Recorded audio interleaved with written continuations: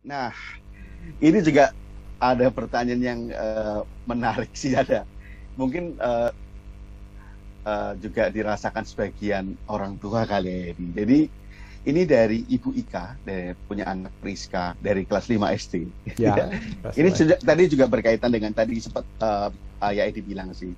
Apa yang harus saya lakukan? Apa yang harus kami siapkan untuk menemukan potensi ungu si anak? Tapi di saat yang sama, orang tuanya sendiri juga merasa belum menemukan potensi dirinya sendiri seperti itu.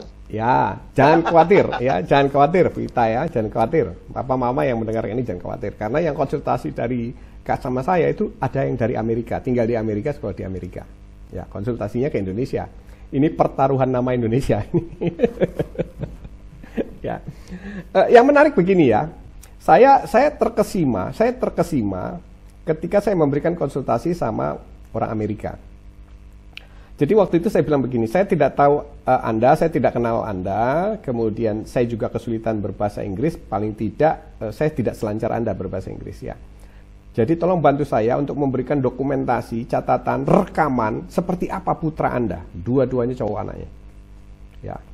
Seperti apa rekaman keseharian, hasil karya dan sebagainya. Nah, ternyata yang menarik adalah mereka punya rekaman-rekaman lengkap.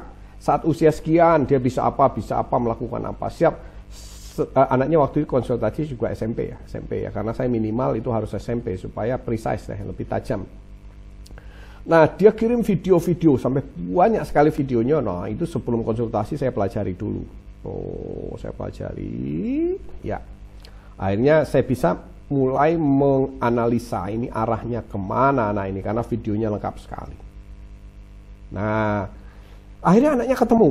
Nah, yang nomor satu itu adalah bidangnya digital computer AI, artificial intelligence, robotic, mechanical electrical, digital artificial intelligence.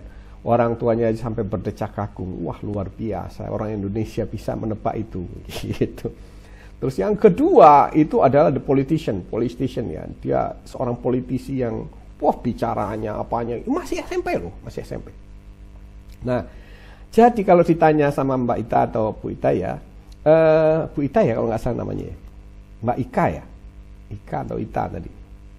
Nah, apa yang perlu saya lakukan? Ibu membuat rekaman-rekaman aktivitas anak sebanyak-banyaknya. Apalagi sekarang udah zaman smartphone, udah enak sekali. Saya itu masih dulu harus pakai kamera, itu belum zamannya smartphone, belum ada waktu anak-anak saya kecil.